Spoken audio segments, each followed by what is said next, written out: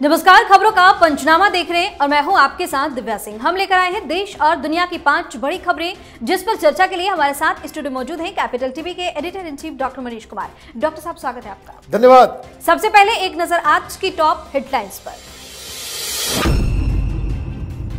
PM Modi ने की अर्थशास्त्रियों और विशेषज्ञों से मुलाकात। बजट 2025-26 पर किया गया विचार विमर्श। विशेषज्ञों से लिए गए कई अहम सुझाव। दिल्ली विधानसभा चुनाव को लेकर तैयारी तेज। कांग्रेस की सीईसी मीटिंग में 28 सीटों पर उम्मीदवारों के नाम हुए तय। आतिशी के खिलाफ कालकाजी से चुनाव लड़ेंगी अलका लांबा। चुनाव से पहले पूर्व सीएम अरविंद केजरीवाल का बड़ा ऐलान। बोले, दिल्ली में 24 घंटे मिलेगा साफ पानी। तेजी से पूरी दिल्ली में फैलेगी जल क्रांति। बांग्लादेश में कम नहीं हो रही नफरती सोच। शेख हसीना को फांसी देने की उठी मांग। पाकिस्तानी सिंगर राहत फतेह अली खान के कंसर्ट में पूर्व पीएम के खिलाफ लगे नारे। थिएटर भगदड़ मामले में पुलिस ने एक्टर अल्लू अर्जुन से की पूछताछ। पुलिस करा सकती है सीन रिक्रिएट। एक्टर बोले, मेरे बारे में झूठ फैला रहे एसीपी। सबसे पहली खबर में बात पीएम मोदी की। केंद्र सरकार ने आगामी वित्तीय वर्ष 2025-26 के आम बजट को लेकर तैयारियां शुरू कर दी है। आज प्रधानमंत्री नरेंद्र मोदी ने देश के जाने माने अर्थशास्त्रियों के साथ बजट से जुड़े तमाम मुद्दों पर चर्चा की। आर्थिक विकास को गति देने से लेकर आम लोगों से जुड़े विषयों पर अर्थशास्त्रियों और विशेषज्ञों के सुझाव को लिया गया। सूत्रों का कहना है कि आगामी बजट में केंद्र सरकार का पूरा ध्यान देश के आर्थिक विकास को गति देने और मध्य वर्ग पर रहेगा। ऐसे में बैठक के अंदर अर्थशास्त्रियों और विशेषज्ञों के सुझाव लिए गए। उनसे जाना गया कि किस तरह से आर्थिक विकास को गति दे सकते हैं। बजट में ऐसे क्या प्रावधान किए जाने की जरूरत है जिससे आर्थिक विकास को गति मिले। आज बैठक हुई, सुझाव भी लिए गए। आगे क्या? देखिए, सबसे इंपॉर्टेंट बजट और उसके पीछे सोच। सरकार ने साफ कर दिया है कि मिडिल क्लास को राहत दिया जाएगा। प्रधानमंत्री मोदी, जिनका 100% एनर्जी इसी बात के ऊपर लगा होता है कि कैसे हिंदुस्तान में आर्थिक विकास हो, इकोनॉमिक डेवलपमेंट, रास्ते निकालने होंगे, कुछ कानून में बदलाव करना होगा। अर्थशास्त्र को लेकर नहीं, आर्थिक स्थिति को लेकर के नहीं, बल्कि आपको यह भी सोचना होगा कि हिंदुस्तान में जो उपद्रवी तत्व, जो हिंदुस्तान में निवेश के लिए बाधा बन रहे हैं, कभी धरना, कभी प्रदर्शन, कभी ईवीएम, कभी डेमोक्रेसी के ऊपर सवाल, यह सबसे बड़ा बाधा है। आप बहुत लिबरल कानून बना लें कि भाई दुनिया भर से इन्वेस्टमेंट हिंदुस्तान में आए, हिंदुस्तान में कंपनियां खुले, नौकरियां मिले, लेकिन अगर हिंदुस्तान की सड़कों के ऊपर आगजनी होता रहे, बवाल काटते रहे कुछ लोग, जिनका यह धंधा हो जाए, आंदोलन जीवियों के बारे में मैं कह रहा हूं, अफवाह के आधार पे देश में बवाल मचाया जाए, तो आपको कोई कानून उस तरह का लाना पड़ेगा कि अफवाह फैला करके बवाल काटने वाले ये क्लिप कटुओं को तिहाड़ जेल भेजना होगा। इस तरह का कानून की आवश्यकता अब हो गई है जी। वहीं दिल्ली विधानसभा चुनाव के लिए कांग्रेस ने कमर कसनी शुरू कर दी है। कांग्रेस की सेंट्रल इलेक्शन कमेटी यानी कि सीईसी की बैठक हुई।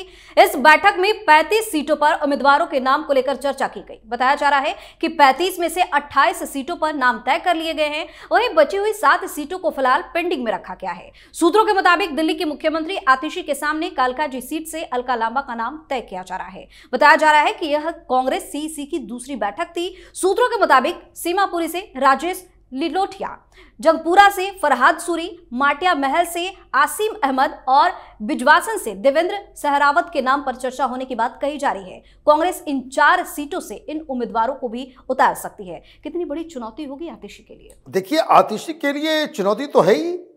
ऑलरेडी ये सरकार बदनाम सरकार है, काम हुआ नहीं, प्रचार ज्यादा है, भ्रष्टाचार इतना ज्यादा कि सारे लोग थू थू कर रहे हैं दिल्ली की गलियों में। कांग्रेस पार्टी के सामने चुनौती है। चुनौती आम आदमी पार्टी के पास नहीं है, ये तो ऑलरेडी डिस्क्रेडिटेड है। कांग्रेस पार्टी को सरवाइव करना है तो दिल्ली में उनको रिवाइव करना होगा। अगर इस बार भी अगर वो कांग्रेस पार्टी रिवाइव नहीं करती है तो दिल्ली में कांग्रेस पार्टी बिल्कुल शून्य हो जाएगी। लगातार आप 0 स्कोर कर रहे हो तो टीम से तो बाहर होना तय है। तो इस बार जिस तरह से तैयारी दिख रही है कि बड़े बड़े चेहरों को मैदान में उतारा जा रहा है, तो ये सीरियसनेस तो नजर आ रहा है। लेकिन ये बात समझ में नहीं आ रही कि भाई आप बड़े बड़े चेहरे को उतार रहे हो, आप अपने तमाम पोस्चरिंग आपका जो है कि आप बहुत सीरियसली लड़ने वाले हो, लेकिन मुझे ये बात कोई बताए कि राहुल गांधी अभी तक दिल्ली में क्यों नहीं प्रचार के लिए उतरे हैं। बताया तो ये गया था कि दिल्ली के अंदर में कांग्रेस पार्टी न्याय यात्रा निकाल रही है, दिल्ली न्याय यात्रा। तो ये जो दिल्ली न्याय यात्रा निकाली गई उसमें राहुल गांधी, प्रियंका वाड्रा, मल्लिकार्जुन खड़गे, सोनिया गांधी, ये लोग क्यों नहीं पार्टिसिपेट कर रहे। और जब तक ये लोग मैदान पे नहीं उतरेंगे, सड़कों पे नहीं उतरेंगे, ये लिस्ट निकालना, ये बड़े नाम को सामने आगे कर देना, ये बेईमानी मानी जाएगी। कांग्रेस पार्टी को ये साबित करना पड़ेगा कि आप केजरीवाल को हराने के लिए कमर कस चुके हैं। जी, इस खबर में बात केजरीवाल की। दिल्ली में चुनाव से पहले आम आदमी पार्टी चीफ अरविंद केजरीवाल ने एक और बड़ा ऐलान कर दिया है। केजरीवाल ने कहा कि दिल्ली में अब 24 घंटे साफ पानी की सप्लाई होगी। उन्होंने कहा कि दिल्ली में पहले ही 24 घंटे बिजली की सप्लाई हो रही है, अब हम 24 घंटे पानी की सप्लाई सुनिश्चित करने जा रहे हैं। केजरीवाल ने कहा कि दिल्ली के एक एक घर में 24 घंटे साफ पीने का पानी पहुंचाने का हमारा सपना था और आज इस बहुत बड़े सपने की शुरुआत हो रही है। राजेंद्र नगर विधानसभा के पांडव नगर के डीडीए फ्लैट के एक घर में अरविंद केजरीवाल ने डायरेक्ट नल से पानी पी और 24 घंटे पानी पीने के लिए सप्लाई की शुरुआत की। इस दौरान दिल्ली की सीएम आतिशी भी उनके साथ मौजूद रही। एक बार फिर से गया ऐलान किया, फिर से विश्वास जताएगी क्या जनता? देखिए, बहुत बड़ा झूठा व्यक्ति है ये। नटवर लाल है हिंदुस्तान की राजनीति का। 2013 में इसने ये बात कही थी। 2013 में वो क्यों ये सब कर रहा है? क्योंकि लोग वो पुराना रिकॉर्डिंग निकाल करके सामने कर देते हैं। भाई झूठ एक बार बोला हो तब तो। ये कहता था कि हमें सरकार बना दो, हमारी सरकार बना दो, 6 महीने के अंदर साफ पानी 24 घंटा टैप से पियोगे। पूरे यूरोप में कोई आरओ नहीं खरीदता, वहां बॉटल पानी नहीं होता, सब लोग सप्लाई वाटर पीते हैं, उतना साफ होता, उतना साफ करा दूंगा। तो 10 साल बीत गए, फिर वहीं पे आकर के वहीं पे रिकॉर्ड आकर के अटक गया है। ये काम वाम नहीं करता, कोई काम नहीं करता, काम करके नहीं दिखाएगा ये। हाँ, ये फ्री करवा देंगे, ये फ्री करवा देंगे, उसमें तो कुछ काम करना होता नहीं, एक आदेश पास कर देना होता है। तो मुफ्तखोरी का की बीमारी देने में माहिर है। लेकिन जहां कहा जाएगा भाई काम, भाई पूरी दिल्ली में तुमने पाइपलाइन बिछा लिए क्या? 24 घंटे पानी अगर दोगे तो पानी की सप्लाई कितनी चाहिए आपको मालूम है क्या? आधी दिल्ली तो टैंकर के पानी से, टैंकर माफिया यहां पे चल रहा है। अभी कुछ दिन पहले पानी की तंगी हुई थी, तो जो मुख्यमंत्री बनी हुई है कठपुतली, वो भूख हड़ताल पे बैठ गई थी। उस समय ये लोग छाती पीट रहे थे, ये हरियाणा वाले, बीजेपी वाले, वो हमें पानी नहीं दे रहे हैं। यही कह रहे थे ना कि हथनी डैम से पानी नहीं छोड़ रहे हैं, पानी यूपी चला जा रहा है, दिल्ली के हक को मारा जा रहा है। अरे बरखुरदार, ये बता दो कि 24 घंटे का वादा तो कर रहे हो, पानी कहां से लाओगे? पानी जब नहीं होता तो कहते हो कि भाई हम लोग तो लैंडलॉक स्टेट है, हमें तो दूसरे राज्यों के ऊपर पानी पर निर्भर करना होता है। तो 24 घंटे ये वादा क्यों कर रहे हो जब तुम्हारे औकात में नहीं है? मुझे समझ में नहीं आती बात। और वो टेलीविजन चैनल पे पंजाब का ऐड चल रहा है, तो सारे मीडिया वाले जो है चुप बैठे हुए हैं। सबको मालूम है झूठ बोल रहा है, सबको मालूम है फरेब कर रहा है, सबको मालूम है ये पॉसिबल नहीं है। लेकिन माल का कमाल है कि सब शांत होकर के उसके प्रोपेगेंडा को आगे कमाल कर दिया। आज ये वादा कर दिया, आज ये वादा कर दिया, आज ये वादा कर दिया। अरे भाई, वादा तो वादा ठीक है, किए हो क्या? एक चैलेंज देते हैं। आम आदमी पार्टी का कोई भी नेता अंबेडकर नगर के सी ब्लॉक में जाकर के वहां के टैप पानी को पी के दिखा दे। हॉस्पिटल नहीं गया तो फिर आप जो कहिएगा मैं मानने को तैयार हूं। जी।